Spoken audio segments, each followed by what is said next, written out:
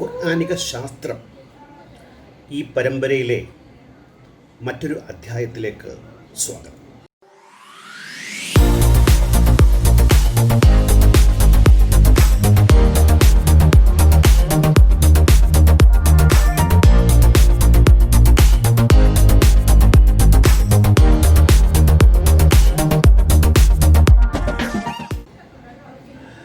സാധാരണഗതിയിൽ ശാസ്ത്രത്തെ ഖുർആനുമായി ബന്ധിപ്പിച്ചുകൊണ്ട് അതിൻ്റെ അപ്പോളജിസ്റ്റുകൾ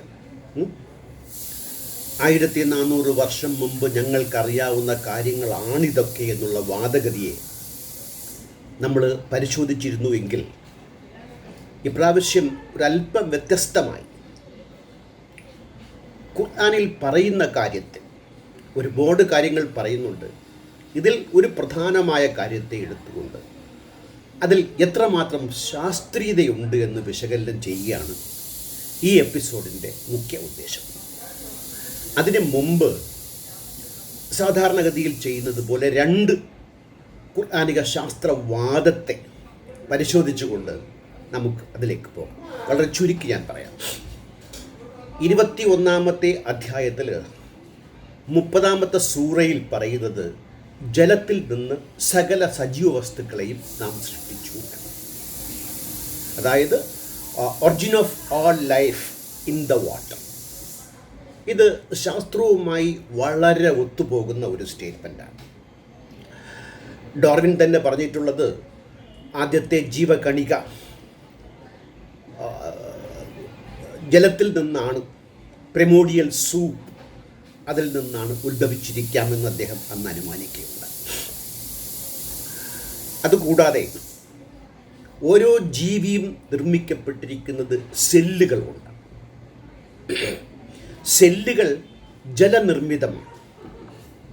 കുറച്ചുകൂടി ആഴത്തിലിറങ്ങി പറയുകയാണെങ്കിൽ സെല്ലിൻ്റെ പ്രധാന സൈറ്റോപ്ലാസം അതിൽ 80% ജലമാണ്. അങ്ങനെ ഇരിക്കെ ഇതൊക്കെ നമ്മൾ എപ്പോഴാണ് കണ്ടെത്തിയത്? ഈ മൈക്രോസ്കോപ്പ് ഉപകരണം നമ്മൾ കണ്ടെത്തിയതിന് ശേഷമാണ് നമുക്ക് സെൽ നിർമ്മിതവും സെല്ലിനകത്തുള്ള കണ്ടൻസൊക്കെ മനസ്സിലാക്കാൻ സാധിച്ചതെങ്കിൽ 1400 വർഷങ്ങൾക്ക് മുമ്പ് പ്രവാചകൻ അങ്ങനെ പറഞ്ഞിട്ടുണ്ട്. ഖുർആൻ തന്നെ പറഞ്ഞിട്ടുണ്ട്. ഇത് ശാസ്ത്രവുമായി ഒത്തുപോകുന്നതല്ലേ? തീർച്ചയായിട്ടും ശാസ്ത്രവുമായി ഒത്തുപോകുന്നതാണ്. ഒരു ശാസ്ത്രപരമായ കാര്യം അത് ഖുർആൻ പറയുന്നു എന്നതിൻ്റെ പേരിൽ അത് ശാസ്ത്രവിരുദ്ധമാകുകയോ അതുമായി ഒത്തുപോകില്ല എന്ന് പറയുന്നത് വൺ സൈഡഡ് വർത്തമാനമായി പോകും. അതുകൊണ്ട് ഞാൻ ആദ്യമായി ഒരു കാര്യം സമ്മതിക്കുകയാണ്. സർവ്വ ജീവജാലങ്ങളെയും സൃഷ്ടിക്കപ്പെട്ടിട്ടുള്ളത് അല്ലെങ്കിൽ ഉണ്ടായിട്ടുള്ളത് അല്ലെങ്കിൽ ഉണ്ടാക്കപ്പെട്ടിട്ടുള്ളത് ജലത്തിൽ നിന്നാണ്. പ്രസ്താവം ശരിയാണ്. പക്ഷേ നമുക്ക് മറ്റൊന്നു കൂടി ആലോചിക്കാനുണ്ട്. 1400 വർഷങ്ങൾക്ക് മുമ്പ്, അതിനും മുമ്പ്, ഈ മുമ്പെന്ന് പറഞ്ഞു പോകുമ്പോൾ ഏതെങ്കിലും ഒരു മുമ്പിൽ നിൽക്കാതെ നമ്മൾ പല മുമ്പുകളെയും അന്വേഷിച്ച് പോകുമ്പോൾ BC 1400, അതായത് നബിക്ക് ഏകദേശം 700 വർഷം മുമ്പ് ഇന്ത്യയിൽ ജീവിച്ചിരുന്ന വരാഹൻ അദ്ദേഹം പറയുന്നത് life once was primordial waters. Darwin പറഞ്ഞതിന് ഏകദേശം അടുത്ത് നിൽക്കുന്നതാണ് ഹൈന്ദവ തത്വജ്ഞാന പ്രകാരമുള്ള വരാഹവിഹിരൻ്റെ ഈ പ്രസ്താവനയെങ്കിൽ നമ്മുടെ ഇപ്പോഴത്തെ സംവാദത്തിൻ്റെ വിഷയമായ അന്നത്തെ ജനങ്ങൾക്കറിയായിരുന്ന കാര്യങ്ങൾ മാത്രമാണ് ഖുർആനിലുള്ളതെന്നും അതല്ലാതെ അതിൻ്റെ പുതുതായ കണ്ടുപിടുത്തങ്ങളില്ല എന്ന വാദഗതിയെ അരക്കിട്ടുറപ്പിക്കുന്ന ഒന്നാണ്. അതുപോലെ ഇതേ പ്രസ്താവം മിലേറ്റസിലെ തൈൽസ്, അദ്ദേഹം വലിയൊരു ഗ്രീക്ക് പണ്ഡിതനാണ്. അദ്ദേഹം ആർക്കെ എന്ന പേരിൽ, അതായത് the beginning of the first principle, അതിൽ പറഞ്ഞിട്ടുള്ളത് it is ultimately made of water. എല്ലാം വെള്ളം കൊണ്ട് നിർമ്മിതമാണ് എന്നുള്ളതാണ്. അത് തെയിൽസ് വെറുതെ അങ്ങ് പറഞ്ഞതല്ല. അദ്ദേഹത്തിൻ്റെ നിരീക്ഷണം അവിടെ വന്നു. അതായത് നബി പറഞ്ഞതുപോലെ വഹി കിട്ടി അദ്ദേഹം പറഞ്ഞതല്ല, ഒരു നിരീക്ഷണം അദ്ദേഹം നടത്തി. എങ്ങനെ? ഇറച്ചി, മാംസം, ജീവജാലങ്ങൾ ഇതൊക്കെ നമ്മൾ വേവിക്കുകയാണെങ്കിലോ ഉണങ്ങിപ്പോവുക ആണെങ്കിൽ അതിൽ നിന്ന് വെള്ളം ബാഷ്പീകരിച്ചു പോകുന്നത് അദ്ദേഹം കണ്ടു. വെള്ളം ഐസായിട്ടും നീരാവിയായിട്ടും നിൽക്കാൻ കെൽപ്പുള്ള ഒന്നാണെങ്കിൽ മാംസം വേവിക്കുമ്പോൾ അത് ചുക്കിച്ചുളുങ്ങി അതിലെ വെള്ളം വെളിയിലേക്ക് പോകുന്നതിൽ നിന്നും അത് വെള്ളനിർമ്മിതമാണ് എന്നുള്ള ഒരു ശാസ്ത്രീയ നിഗമനത്തിലേക്കാണ് അദ്ദേഹം പോയത്. ഇനി മറ്റൊരു കാര്യം നോക്കാം. 57:25 തെളിഞ്ഞ ദൃഷ്ടാന്തങ്ങളും മാർഗനിർദർശനങ്ങളുമായി നാം നമ്മുടെ ദൂതന്മാരെ അയച്ചിരിക്കുന്നു. എങ്ങനെ? തെളിഞ്ഞ ദൃഷ്ടാന്തങ്ങളുമായി. എവിടെയാണ് തെളിവുള്ളത്? തെളിവുണ്ടായിരുന്നുവെങ്കിൽ ഇന്ന് ഭൂമിയിൽ മറ്റു മതക്കാരുണ്ടാകുമായിരുന്നു. തെളിവില്ല സുഹൃത്തെ. അവരോടൊപ്പം വേദവും ത്രാസും അവതരിപ്പിച്ചിട്ടുണ്ട്. ഈ വേദം അവതരിപ്പിച്ചതാണ്, വേദങ്ങൾ അവതരിപ്പിക്കപ്പെട്ടതാണ് മാനവരാശിയെ ഇന്ന് ഒറ്റുനോക്കുന്ന ഏറ്റവും ഭീതിതമായ ആപത്തുകളിലും. എന്തിനങ്ങനെയൊക്കെ? മനുഷ്യൻ നീതിപൂർവ്വം നിലകൊള്ളാൻ. അതായത് ത്രാസും വേദവും അമ്പിയ മുസ്ലിങ്ങളേക്ക് അയച്ചത് മനുഷ്യൻ നീതിപൂർവ്വം നിലകൊള്ളാൻ. ഇന്നത്തെ ഉസ്താദന്മാരുടെ പ്രസംഗങ്ങൾ, മിലാദെ പ്രഭാഷണങ്ങളൊക്കെ കേട്ടുകഴിഞ്ഞാൽ അവർ കരച്ചിലോട് കരച്ചിലാണ്. ജനം ചീത്തയായി പോകുന്നു, മദ്യപിക്കുന്നു, വ്യഭിചരിക്കുന്നു, ചെയ്യാൻ പാടില്ലാത്ത ഹറാമായ കാര്യങ്ങൾ ചെയ്യുന്നു, ഹലാല കാര്യങ്ങൾ ചെയ്യുന്നുമില്ല എന്നുള്ള വിലാപകാവ്യം നാട് നീളെ ഉച്ചത്തിൽ മൈക്ക് വെച്ച് കരയുമ്പോൾ ഈ 57:25 പൊളിഞ്ഞു പാളിഷാകുന്നത് നമുക്ക് കാണാൻ സാധിക്കും. അത് പോട്ടെ, അത് നമ്മുടെ തൽക്കാലത്തെ വിഷയമല്ല. ഇങ്ങനെ ഖുർആൻ്റെ ഓരോ ആയത്തുകളെ എടുത്ത് പരിശോധിക്കുകയാണെങ്കിൽ നമുക്കിത്തരത്തിൽ ഒരുപാട് വൈരുദ്ധ്യങ്ങളും കോമൺ സെൻസിന് നിരക്കാത്ത ഒത്തിരി കാര്യങ്ങൾ കണ്ടെത്താൻ സാധിക്കും. അത് പോട്ടെ. ഇവിടെ 57:25 നമ്മൾ കാണേണ്ട ഒരു കാര്യം, നാം ഇരുമ്പും ഇറക്കിയിരിക്കുന്നു. എല്ലാം ഇറക്കണം. നോക്കുമ്പോൾ മുകളിലേക്ക് ആകാശം. ഇതെവിടെ നിൽക്കുന്നു? ഇതിൻ്റെ ആകൃതി എന്താണ്? ഇത് സ്പിരിറ്റ്? അതൊന്നും അറിയില്ലല്ലോ. അപ്പോൾ മുകളിൽ നിന്ന് ഇറക്കിയിരിക്കുന്നു എന്നുള്ളതാണ്. ഇരുമ്പ് മുകളിൽ നിന്ന് ഇറക്കിയതാണ്. അതിന് വലിയ ശക്തിയുണ്ട്, മനുഷ്യർക്ക് ഉപകാരപ്രദവുമാണ്. ഒക്കെ ശരിയാണ്, അതൊന്നും തെറ്റല്ല. ഇരുമ്പ് ഭൂമിയിലെ ഒരു കണ്ടൻസ് അല്ല. അത് മുകളിൽ നിന്ന് മീറ്റിറോയിഡ്സ് പൊട്ടി വീണ് അതിൽ നിന്നും സ്വാംശീകരിക്കപ്പെട്ടതാണ്. നോക്കൂ, 1400 വർഷങ്ങൾക്ക് മുമ്പത്തെ പ്രവാചകൻ്റെ ശാസ്ത്രാഭിമുഖ്യമുള്ള ശാസ്ത്ര പ്രവചനത്തെ ഇന്നാണ് നമ്മൾ കണ്ടെത്തിയതെങ്കിൽ, നേരത്തെ നമ്മൾ വരാഹൻ്റെ കാര്യത്തിൽ കണ്ടതുപോലെ 1250 BC, ഏകദേശം 1900 വർഷം ഇസ്ലാമിന് മുമ്പ് ഹൈറോഗ്ലിഫിക് ഒരു പുരാലിഖിതമാണ്. ആ ലിഖിതത്തിൽ പറഞ്ഞിട്ടുള്ളത് ഇരുമ്പ് ഫ്രം ദ സ്കൈ എന്നാണ്. അങ്ങനെയാണെങ്കിൽ അവർക്കും ആ അറിവുണ്ട് എന്ന് സമ്മതിക്കേണ്ടി വരും. ഏകദേശം ഇസ്ലാമിന് 1900 വർഷം മുമ്പ്. എങ്കിൽ മറ്റൊരു അപകടം കൂടെ ഉണ്ട്. അമുൻഡ്ര എന്നൊരു ദൈവമാണ് അവർക്കുണ്ടായിരുന്നത്. അപ്പം അമുൻഡ്രായുടെ ഈ ദിവ്യ പ്രബോധനം ശാസ്ത്രവുമായി ഒത്തുപോകുന്നു എന്ന് പറഞ്ഞുകൊണ്ട് നമുക്ക് വേണമെങ്കിൽ ഇനി അമുൻഡ്രായെ ഏകദൈവമായി കണ്ട്, ഒരു ഏകദൈവമായിരുന്നു അത്, സൗരാഷ്ട്രീയൻ വിശ്വാസമെന്നാണ് എൻ്റെ ഓർമ്മ. പോട്ടെ, ഇതൊക്കെയാണ് ശാസ്ത്രവുമായി. അതായത് മനുഷ്യർക്ക് നബിയെക്കാളും പിമ്പേ ഉണ്ടായിരുന്നു. 700, 1900 വർഷങ്ങൾക്ക് മുമ്പുണ്ടായിരുന്ന ആളുകളുടെ കേട്ടറിവ് മാത്രമാണ് വഹിയായി ഇദ്ദേഹം നമ്മുടെ മുമ്പിൽ അവതരിപ്പിച്ചത്. അദ്ദേഹത്തിന് അത്രേ കഴിയൂ, മറ്റൊന്നും വിഭാവനം ചെയ്യാൻ പറ്റില്ല. വിഭാവനം എന്ന് പറയുന്നത് തന്നെ തൻ്റെ ചുറ്റുപാടുകളാൽ സ്വാധീനിക്കപ്പെടുന്നതാണെങ്കിൽ അന്നത്തെ ചുറ്റുപാടുകളാൽ സ്വാധീനിക്കപ്പെട്ട് അദ്ദേഹം പറഞ്ഞതേ. അത് അദ്ദേഹത്തിൻ്റെ കുഴപ്പവുമല്ല, അന്നത്തെ ആളുകളുടെ പോരായ്മയുമല്ലെങ്കിൽ ഇന്നത്തെ ആളുകളുടെ കുഴപ്പവും പോരായ്മയുമാണ്. ഇതിനെ ശാസ്ത്രവുമായി ബന്ധിപ്പിച്ചുകൊണ്ട് ഇതൊക്കെ അങ്ങനെയാണെന്ന് പറയുന്നവരാണ് വാസ്തവത്തിൽ അവരെക്കാളും മോശമായി ഇന്ന് ജനങ്ങളെ തെറ്റിദ്ധരിപ്പിക്കുന്നതും വഴിതെറ്റിക്കുന്നതും. ഇനി നമ്മൾ നോക്കാൻ പോകുന്നത് ഖുർആനിലെ ഒരു സംഭവത്തെ എടുത്തുകൊണ്ട് അതിനകത്തെ ശാസ്ത്ര സത്യം, അത് ശാസ്ത്രവുമായി എത്ര ഒത്തുപോകുന്നു എന്ന് നോക്കുകയാണ്. ഇസ്രാ മെഹ്റാജ് എന്ന് പറഞ്ഞാൽ നബി ഒരു ദിവസം രാത്രി ഉറങ്ങിക്കിടക്കുകയാണ്. കൂടെ ആളുകളൊക്കെ ഉണ്ട്. അദ്ദേഹം അവിടെ നിന്ന് ദൈവത്തിൻ്റെ വിളിയാൽ മലക്കാൽ ആനയിക്കപ്പെട്ട് 1500 കിലോമീറ്റർ അകലെയുള്ള ബൈത്തുൽ മുഖദ്ദിസ്, ഹറമിൽ നിന്ന് ബൈത്തുൽ മുഖദ്ദിസിലേക്ക് പോവുകയും അവിടെ നിന്ന് വീണ്ടും ജിബ്രീലാൽ ആനയിക്കപ്പെട്ട് ആകാശ അവരോഹണം നടത്തിക്കൊണ്ട് 7 ആകാശവും താണ്ടിക്കൊണ്ട് ദൈവത്തിനെ കാണാൻ പോയ സംഭവമാണ് മിഹ്റാജ് എന്ന പേരിൽ വളരെ പ്രസിദ്ധമായ, മുസ്ലിങ്ങൾ കൊണ്ടാടുന്ന, താലോലിക്കുന്ന, ആനന്ദിക്കുന്ന, പ്രചരിപ്പിക്കുന്ന ഒരു കാര്യം മിഹ്റാജ്. ഈ മിഹ്റാജിനെ കുറിച്ച് പറയുന്ന കാര്യത്തിലെ ശാസ്ത്രീയ വശങ്ങളാണ് നമ്മളിവിടെ പരിശോധിക്കുന്നത്. ഇതിൻ്റെ വിശദാംശത്തിൽ ചെറുതായിട്ടൊന്ന് പോകാം. ഇദ്ദേഹം കിടന്നുറങ്ങിയപ്പോൾ മലായിക്ക വന്നിട്ട് എന്ത് ചെയ്തു? ഇദ്ദേഹത്തെ പിടിച്ചിട്ട് ഇദ്ദേഹത്തിൻ്റെ തൊണ്ട മുതൽ വയറുവരെ കീറി ഹൃദയം പുറത്തെടുത്ത് അത് കഴുകി വൃത്തിയാക്കി, എന്നിട്ട് ഫിൽഡ് വിത്ത് ബിലീഫ്, അതിൽ വിശ്വാസം നിറച്ചു വന്നു. അപ്പോൾ വിശ്വാസം ഇല്ലായിരുന്നു, അതൊക്കെ പോകണം. അപ്പം ഇനി വേണമെങ്കിൽ വാദിക്കാം. ഇന്നത്തെ ആധുനിക സർജറി വരുന്നതിന് മുമ്പൊക്കെ ഇസ്ലാമിന് സർജറി വിദ്യ അറിയാമായിരുന്നു. മെഹ്റാജിന് മുമ്പ് നബിയുടെ ഹൃദയമെടുത്ത് ഓപ്പൺ ഹാർട്ട് സർജറി ചെയ്തിട്ടുണ്ട് ഞങ്ങൾ.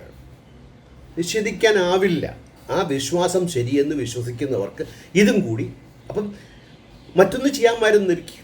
ഈ സർജറിയുടെ വിദ്യ അദ്ദേഹത്തിന് മലക്കിനിൽ ചോദിച്ച് മനസ്സിലാക്കിക്കൊണ്ട് ഒരു സർജനായി മാറാമായിരുന്നു.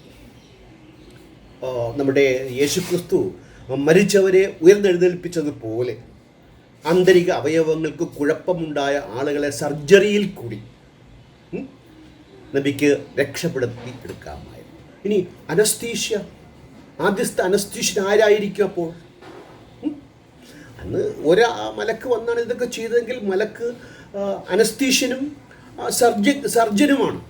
ഇത് രണ്ട് വിദ്യയും ഈ ഖുർആന് പഠിപ്പിച്ചതുപോലെ മലക്കിന് ഇദ്ദേഹത്തെ പഠിപ്പിച്ചിരുന്നുവെങ്കിൽ ഈ തത്വജ്ഞാനപരമായ കാര്യങ്ങൾക്ക് ഉപരിയായിട്ട് എത്രയോ രോഗികൾ അന്ന് കഷ്ടപ്പെട്ട് മരിച്ചുപോയെങ്കിൽ അവരെയൊക്കെ രക്ഷപ്പെടുത്താമായിരുന്നില്ല. ഇനി ഹൃദയത്തെ എടുത്ത് വെള്ളത്തിൽ കഴുകിയ എന്നാണ്, സംസം വെള്ളത്തിൽ എന്നാണ് പറയപ്പെടുന്നത്. എങ്കിൽ ഇൻഫെക്ഷൻ ഉണ്ടാകില്ലേ വെള്ളത്തിൽ കഴുകിയാൽ? ഏതെങ്കിലും ഹൃദയ ആന്തരിക ഭാഗത്തെ വെള്ളത്തിൽ കഴുകാറുണ്ടോ? അങ്ങനെ നോക്കുമ്പോൾ ഇതൊക്കെ ഒരു കാര്യമെടുത്ത് പരിശോധിക്കുമ്പോഴാണ് അശാസ്ത്രീയയുടെ കൂമ്പാരങ്ങൾ നമുക്ക് കാണാൻ സാധിക്കും. ഇനി നമുക്ക് നബിയോടൊരു ചോദ്യം ചോദിക്കാം. നബിയെ, താങ്കൾ എന്തുകൊണ്ട് ജിബ്രീലിനോട് ആ ശസ്ത്രക്രിയ ഉപകരണങ്ങൾ ഇവിടെ വെച്ചിട്ട് പോകാൻ പറയാത്തത്?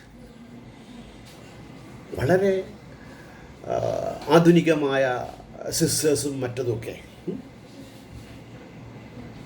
വലിയൊരു കണ്ടുപിടുത്തമായിരിക്കില്ലേ? വലിയൊരു തെളിവായി അവതരിപ്പിക്കാൻ പറ്റില്ലേ? ഇതിനേക്കാളൊക്കെ വളരെ രസാവഹമായ കാര്യം, ഹൃദയത്തിലാണ് വിശ്വാസമെന്ന മൂഢവിശ്വാസം. മനുഷ്യൻ്റെ ബോധം നിലനിൽക്കുന്നത് മസ്തിഷ്കത്തിലാണ്. Brain is what the mind does, അല്ലെങ്കിൽ mind is what the brain does എന്ന് പറയാമെങ്കിൽ അത് അന്ന് 1400 വർഷം മുമ്പത്തെ നബിക്ക് അറിഞ്ഞുകൂടായിരുന്നു എന്നതിന് തെളിവാണ് ഹൃദയമെടുത്ത് ശുദ്ധീകരിച്ച് അതിൽ വിശ്വാസം നിറച്ചു എന്ന് പറയുന്നത്. ഇലയപ്പത്തിൽ ശർക്കരയും തേങ്ങയും നിറയ്ക്കുന്നത് പോലെ ഒരു പ്രാഥമിക അറിവാണ്. മസ്തിഷ്കത്തിലാണ് അറിവ് കൊടുക്കുക. You are your brain. അതാണ് ആധുനിക ശാസ്ത്രം. എല്ലാം നിശ്ചയിക്കപ്പെടുന്നത് ഈ 1300 CC-ക്കകത്താണെങ്കിൽ അറിയില്ല, കേട്ടോ. ഇതൊക്കെ വെച്ചുകൊണ്ടാണ് അക്ബറും ബാക്കിയുള്ള അപ്പോളജിസ്റ്റുകളും സക്കീർ നായകൊക്കെ ഉറഞ്ഞു തുള്ളിക്കൊണ്ട് ശാസ്ത്രത്തെ സൂചകങ്ങളുണ്ട് എന്ന് പറഞ്ഞുകൊണ്ട് സൂചിയാൽ കോർക്കാൻ നടക്കുന്നത്. ഇനി ഇതിനെക്കുറിച്ച് ഖുർആനിൽ പറഞ്ഞിട്ടുണ്ടോ? എന്തിനും തെളിവ് വേണം കേട്ടോ. തെളിവില്ലാതെ എന്തും വിശ്വസിക്കും. നമ്മൾ എന്തെങ്കിലും പറഞ്ഞു കഴിഞ്ഞാലോ പ്രബലങ്ങളായ തെളിവുകളുടെ ഒരു പാണ്ഡോരം തന്നെ നമ്മൾ അഴിച്ചു കൊടുക്കേണ്ടി വരും. ആ ബാധ്യത നമുക്കാണ്. അതുകൊണ്ട് ഖുർആനിലുണ്ടോ? ഉണ്ടേ. ഒരു രാവിൽ സഞ്ചരിപ്പിച്ചവൻ പരിശുദ്ധനത്രേ. ഒരു രാത്രിയാണല്ലോ, ഒരു രാത്രിയാണ് ഇങ്ങനെ വിളിച്ചുകൊണ്ട് പോകുന്നത്. കിടന്നുറങ്ങി രാവിലെ എണീക്കുമ്പോൾ സഹാബാക്കളോട് പറഞ്ഞു ഇങ്ങനെ സംഭവിച്ചു. അവരൊക്കെ മതം വിട്ടുപോയി പലരും. ഇത് ഞാൻ പറഞ്ഞപ്പോഴത്തേക്കും എന്നോട് ആരോ പണ്ട് ചോദിച്ചു, നിങ്ങൾക്ക് എവിടെ നിന്ന് കിട്ടി ഈ തെളിവ്? തഫ്ഹീം ഖുർആനിലെ വിവർത്തനത്തിൽ ആ ആയത്തിൻ്റെ 17:1 വിവർത്തനത്തിൽ വളരെ വിശദമായി തന്നെ ഇതിൽ എഴുതുകയും പല സഹാബാക്കളും വിട്ടുപോയിട്ടുണ്ട് എന്നും അമുസ്ലിങ്ങൾ ഇദ്ദേഹത്തെ കളിയാക്കപ്പെടുന്നൊരു കഥാപാത്രമായി. നോക്കൂ, ഞാനും നിങ്ങളും കിടന്നുറങ്ങും. ഞാൻ രാവിലെ എണീറ്റ് പറയുകയാണ്, ഞാൻ 7 ആകാശവും താണ്ടി 1500 കിലോമീറ്റർ അകലെയുള്ള ബൈത്തുൽ മുഖദ്ദസിൽ സൈക്കിളില്ല, ആഞ്ഞ് ചവിട്ടാനായിട്ട് പോലും ഞാൻ പിന്നെ 7 ആകാശവും ആകാശയാത്ര നടത്തിയെന്ന് പറഞ്ഞു കഴിഞ്ഞാൽ നിങ്ങൾ എന്നെ എന്ത് വിചാരിക്കും? അന്നും കോമൺ സെൻസ് ഉള്ള ആളുകൾ ഉണ്ടായിരുന്നത്, അതുകൊണ്ടാണ് അവർ വിട്ടുപോയത്. ഈ മതാന്ധതയും വിശ്വാസവും ബാധിച്ചത് ആളുകൾ അല്ലാതെ തന്നെ അന്നും സ്വതന്ത്രമായി ചിന്തിക്കുന്ന ആളുകൾ ഉണ്ടായിരുന്നത് കൊണ്ടാണ് എതിർപ്പുണ്ടായതും പലരും വിട്ടുപോയത്. ഇനി 17:60 ഇപ്പോൾ നാം നിനക്ക് കാണിച്ചു തന്ന സംഗതിയും ആകാശമൊക്കെ കാണിച്ചു കൊടുത്തു. 53:13 മുതൽ 18 വരെ കണ്ടഞ്ചിപ്പോയിട്ടില്ല, പരിധി വിട്ടിട്ടുമില്ല. അവിടെ കണ്ട അതിശയങ്ങളിലൊക്കെ നബി ദൃഢഹൃദയനായിക്കൊണ്ട് പോയ കാര്യത്തിന് വേണ്ടിയിട്ട് ഉറച്ചു നിന്ന, കണ്ണം ചിട്ടിയില്ല. ഇതൊക്കെയാണ് ഖുർആൻ മിഹ്റാജുമായി നൽകുന്ന സന്ദേശം. ഇനി ഖുർആനിൽ തന്നെ പറയുന്നുണ്ട് 51:7 by the heaven containing pathways full of paths. അതായത് നമ്മൾ ഒരു സ്ഥലത്ത് നിന്നും മറ്റൊരു സ്ഥലത്തേക്ക് പോകുന്നത് പോലെ കാളവണ്ടിയോ കുതിരയോ പോകാനുണ്ടായ പാത്വേസ് പോലെ ആകാശത്തിൽ സഞ്ചരിക്കാൻ മാർഗങ്ങളുണ്ട് എന്നാണ് ഖുർആൻ. സ്പേസിൽ, പ്രപഞ്ചത്തിലെ ഗ്രഹങ്ങൾക്കിടയിൽ സഞ്ചാരപഥങ്ങളുണ്ട് എന്ന് പറഞ്ഞു കഴിഞ്ഞാൽ ഇതിൽ പരം വിഡ്ഢിത്തം പറയാൻ ആർക്കെങ്കിലും ആകുമോ? അത് കഴിഞ്ഞിട്ട് ഇദ്ദേഹം പോയത് വെറുതെ അല്ല, നിന്ന നിപ്പിൽ പൊങ്ങിപ്പോയതല്ല. ഈ ടെലിപോർട്ടേഷൻ ഉണ്ട്, അതൊരു സങ്കല്പമാണ്. എങ്ങനെ? എന്നെ ഞാൻ ഉണ്ടാക്കപ്പെട്ട കണികകളാൽ വിഘടിപ്പിച്ചുകൊണ്ട് ചെല്ലേണ്ട സ്ഥലത്ത് വളരെ വേഗത്തിൽ എത്തിച്ചുകൊണ്ട് കൂട്ടിച്ചേർത്ത് വീണ്ടും ഞാനാകുന്ന ടെലിപോർട്ടേഷൻ എന്നൊരു സങ്കല്പം. ഈ സങ്കല്പമൊന്നും അന്ന് അദ്ദേഹത്തിന് അറിയില്ല. കാരണം ഇങ്ങനെ ആറ്റംസ് കൊണ്ട് നിർമ്മിതമാണെന്നും ഇതിനെ വിഘടിക്കാൻ സാധിക്കുമെന്നും വേണമെങ്കിൽ കൂട്ടിച്ചേർക്കാൻ സാധിക്കുമെന്നുള്ളൊക്കെ അറിവ് ശാസ്ത്രവുമായി ബന്ധപ്പെട്ട് നമുക്കുണ്ടായ വിഭാവനയുടെ ഭാഗമായിട്ടാണ്. അതുകൊണ്ട് അദ്ദേഹം വാഹനം തിരഞ്ഞപ്പോൾ കിട്ടിയത് കഴുതയേക്കാളും വലുതും കോവർ കഴുതയേക്കാളും ചെറുതും ഒരു മൃഗമായിരുന്നു. ഇതിന് 4 കാലുണ്ട്. ഇത് ആകാശത്തിൽ ഈ 4 കാലും കൊണ്ട് എങ്ങനെ അതിന് ചിറക് വയ്പ്പിച്ചു? അതായത് പറക്കാൻ ചിറകു വേണമെന്ന ധാരണയുടെ അടിസ്ഥാനത്തിൽ. അവിടെ എയറോഡൈനാമിക്സിൻ്റെ ഒരു നിയമവും അറിയില്ല.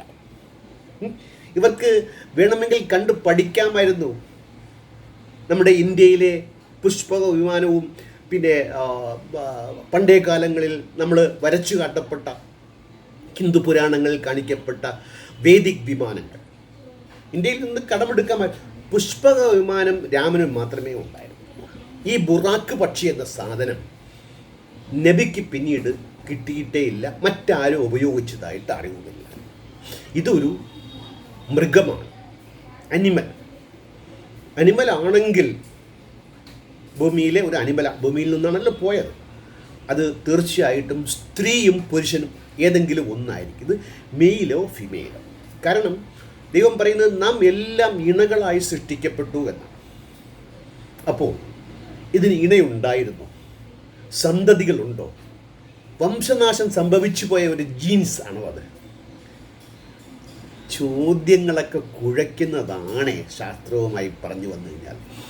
ഇനി ഇത് ഇന്ത്യക്കാർക്ക് പഠിക്കാനുള്ള കാര്യം, ഇത്തരം ആകാശയാത്രയ്ക്ക് ലോഞ്ചിങ് നടത്തുമ്പോൾ തേങ്ങ ഉടയ്ക്കേണ്ട കാര്യമില്ല എന്ന് മിഹ്റാജിൽ നിന്ന് ഇന്ത്യയിലെ സ്പേസ് ഷട്ടിൽ വിദഗ്ധന്മാർക്ക് പഠിച്ചെടുക്കാൻ സാധിക്കും. അന്ന് തേങ്ങ ഉടച്ചില്ല, അല്ലാതെ തന്നെ ഒറ്റപ്പോക്കാണ്, ഒറ്റ കുതിപ്പിന് 7 ആകാശം. എന്തൊരതിശയമേ! ഇനി ആകാശത്തിൽ പൊയ്ക്കഴിഞ്ഞാലോ, അന്തരീക്ഷം കഴിഞ്ഞു കഴിഞ്ഞാൽ ഓക്സിജൻ ഇല്ല. 2 ജീവൻ, ഒന്ന് നബി, ഒന്ന് കഴുത. ഞാൻ നബിയെ കഴുത എന്ന് പറയരുത് കേട്ടോ, ഞാനല്ല പറയുന്നത്. വിവരണവുമായി ബന്ധപ്പെട്ട് ബുഖാരി ഹദീസിൽ വരുന്ന ശക്തമായ വിവരണങ്ങളുണ്ട്. കഴുതയേക്കാളും വലുതും കോവർ കഴുതയേക്കാളും ചെറുതും. ഇത് ഇടത്തരം കഴുത. കഴുതയ്ക്ക് ശ്വസിക്കണം, ഓക്സിജൻ ഇല്ല. നബിക്ക് ശ്വസിക്കണ്ടേ? ഇനി രണ്ടുപേർക്കും ഓക്സിജൻ സിലിണ്ടർ ഘടിപ്പിച്ചുവെങ്കിൽ ഓക്സിജൻ സിലിണ്ടർ ഘടിപ്പിക്കുന്ന വിദ്യ ലോകത്താദ്യമായി പരീക്ഷിച്ച് വിജയിച്ചത് നബിയിൽ എന്ന് പറയേണ്ടി വരും. ഈ ആകാശത്ത് നമുക്കിപ്പോൾ ചൊവ്വ യാത്ര വളരെ ആഗ്രഹമുള്ളൊരു കാര്യമാണ്. അതിന് വിഘാതമായി നിൽക്കുന്ന രണ്ട് കാര്യങ്ങളിൽ ഒന്നാണ് ജീവിക്കാൻ ആവശ്യമായ സ്പേസ് സൂട്ട് കൊണ്ട് നടക്കുക എന്നുള്ളത്. ചൊവ്വയിൽ ഇറങ്ങിക്കഴിഞ്ഞാൽ അവിടുത്തെ അന്തരീക്ഷവുമായി ബന്ധപ്പെട്ട് നമ്മൾ പൊട്ടിച്ചിതറിപ്പോവും. അപ്പം നമുക്ക് ചുറ്റും ഒരു മിനി ഭൂമി ഉണ്ടാക്കുക, അതാണ് ഈ സ്പേസ് ഷൂട്ട്. അത് ഉണ്ടാക്കിയെടുക്കണം, എങ്കിലേ അവിടെ നിൽക്കാൻ സാധിക്കുള്ളൂ. ചന്ദ്രനിൽ പോയ ആംസ്ട്രോങ്ങിൻ്റെ ഫോട്ടോ കാണുമ്പോൾ അദ്ദേഹം ഇട്ടിരിക്കുന്ന വസ്ത്രങ്ങൾ ഉൾപ്പെടെയുള്ളത് സ്പേസ് സൂട്ട് ആണ്. അപ്പോൾ ലോകത്താദ്യമായി സ്പേസ് ഷൂട്ട് അണിഞ്ഞത് ആരാണ്? അതുപോലെ നമ്മുടെ ബുറാക്കിനും വേണ്ടി ഒരു സ്പേസ് ഷൂട്ട്. ഇതൊക്കെ എന്താ പറയുക, നമ്മൾ ഒരു വിഷയത്തെ എടുത്ത് അതിലെ ശാസ്ത്രസത്യങ്ങൾ അന്വേഷിക്കുമ്പോൾ ഇങ്ങനെ 100,000 പിഴവുകൾ, പോരായ്മകൾ, വിഡ്ഢിത്തങ്ങൾ, കഴുതകൾ ഒക്കെ നമുക്ക് കാണാൻ സാധിക്കും. ഇനി അവിടെ പോയപ്പോൾ 7 ആകാശത്തിലും ഡോറുകൾ ഉണ്ടായിരുന്നു. ജിബ്രീൽ അങ്ങനെ കൊട്ടി ടങ് ടങ്. ആരാ അത്? ഞാൻ ജിബ്രീലാണ്. എന്താ വന്നത്? ആരാ കൂടെയുള്ളത്? മുഹമ്മദ്. അനുവാദം കിട്ടപ്പെട്ടിട്ടുണ്ടോ? കൊടുക്കപ്പെട്ടിട്ടുണ്ടോ? ഉണ്ടേ എന്നാ കമോ. അങ്ങനെ ഡോറ് തുറന്നു. അതായത് പ്രപഞ്ചത്തിൻ്റെ വികായസ്സുകളിൽ തട്ടുകളുണ്ടെന്നും അതിന് കോട്ട പോലെ വാതിലുണ്ടെന്നും അത് അടയ്ക്കപ്പെട്ട് സംരക്ഷിക്കപ്പെടുകയാണെന്നും തുറക്കാൻ വേണ്ടി കാവൽക്കാരുണ്ട് എന്നുള്ള ആ ഭാവനയുണ്ടല്ലോ, അത് വല്ലാണ്ടൊരു ബാലരമ കഥയാണ്.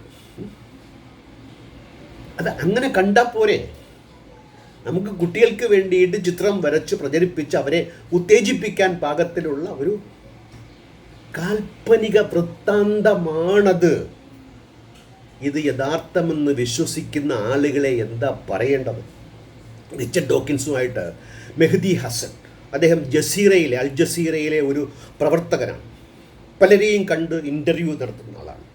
ഡോക്കിൻസ് അദ്ദേഹത്തോട് ചോദിക്കുന്നുണ്ട്, നിങ്ങൾ ഈ മെഹ്റാജ് യാത്രയെ വിശ്വസിക്കുന്നുണ്ടോ? അദ്ദേഹം പറയുന്നു, ഉണ്ട്. അതായത് ഇസ്ലാമിൽ ശാസ്ത്രമുണ്ടെന്നും ഇസ്ലാം സമാധാനത്തിൻ്റെയും സംസ്കാരത്തിൻ്റെയും ഒക്കെ മതമെന്നും വാദിച്ചുകൊണ്ട് പലരെയും.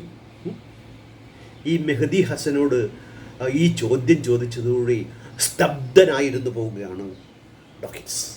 അതായത് 21-ാം നൂറ്റാണ്ടിൽ ഒരാൾ വിശ്വസിക്കുകയാണ് ഈ പറഞ്ഞ യാതൊരു നിയമാവലിക്ക് വിധേയമാകാതെ നിന്ന നിപ്പിൽ ഒരു കഴുതപ്പുറത്ത് കയറി ആകാശ അവരോഹണം നടത്താൻ സാധിക്കുമെന്ന് വിശ്വസിക്കുന്നവരുടെ വിശ്വാസം.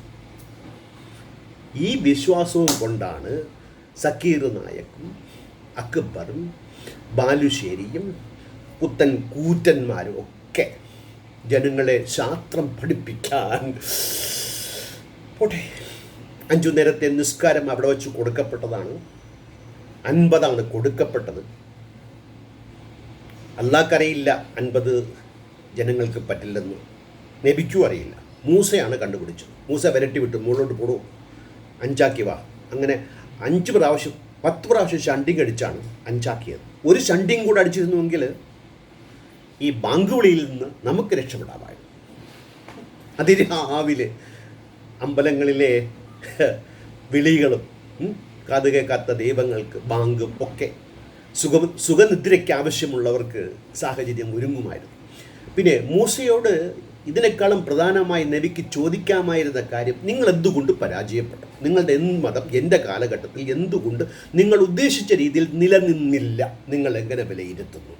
അല്ലെങ്കിൽ അള്ളാഹുവിനോടും ചോദിക്കാമായിരുന്നു, തെറ്റുതിരുത്താമല്ലോ. ഇന്നത്തെ ഉസ്താദന്മാർക്ക് വിലപിക്കേണ്ട കാര്യം വരില്ലല്ലോ.